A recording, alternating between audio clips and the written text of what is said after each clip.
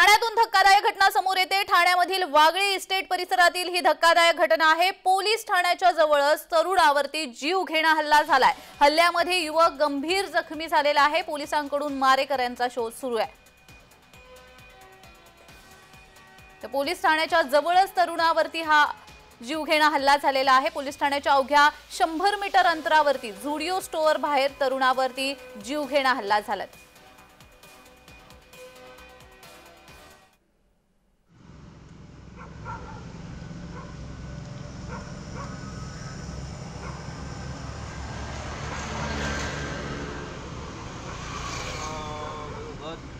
ठंडा भी बहुत लग रहा है दादा, मेरे को पहुँचा दो प्लीज। लेकिन मेरे को 50 रुपये पहुँचाएगा कि नहीं मालूम नहीं।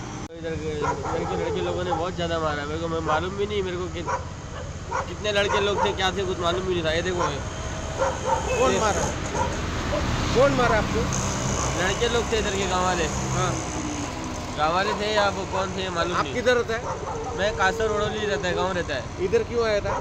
दोस्त के साथ आया था बाइक में। हाँ, वो तो चला गया, मेरे को छोड़ के चला गया, मेरे को बहुत मारा। ये ज्ञानेश से नगर है, मालूम है? कौन सा नगर ये है? इधर ज्ञानेश से नगर है। इधर क्यों आया था? मेरे को यही पता नहीं सर, मेरे को मैं इधर कैसे पहुंचा करके। हाँ, इधर कैसे पहुंचा मेरे को। या संदर्भात अधिक माहिती देण्यासाठी आमचे प्रतिनिधी कुणाल भोईटे आपल्यासोबत जोडले गेलेले आहेत। कुणाल, नेमकं काय प्रकरण आहे? या तरुणाला का मारण्यात आले या संदर्भात काही माहिती मिळाली आहे का? त्या तरुणाला मारहाण का झाली या संदर्भातली माहिती अद्याप मिळालेली नसली तरी सुद्धा वागळे इस्टेट पोलीस स्टेशन च्या हद्दीमध्ये हा प्रकार घडलेला आहे। मात्र वागळे इस्टेट पोलीस स्टेशनच्या 100 मीटर अंतरावरती घटना घडून सुद्धा पोलीस नेमके करत काय होते असा सवाल आता उपस्थित होतोय।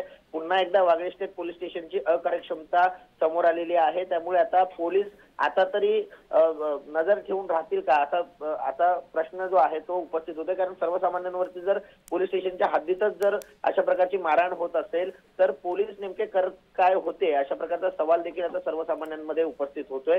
त्यामुळे आता पोलीस जरी मारेकऱ्यांचा शोध घेत असले तरी सुद्धा आता वागळे स्टेट पोलीस स्टेशन या पुढे कशा प्रकारे सतर्क राहतंय हे पाहणं महत्त्वाचं असणार आहे। जान्हवी, अगदीच धन्यवाद कुणाल दिलेल्या सविस्तर माहितीसाठी। तर पोलिसांकडून या मारेकऱ्यांचा शोध सुरू आहे।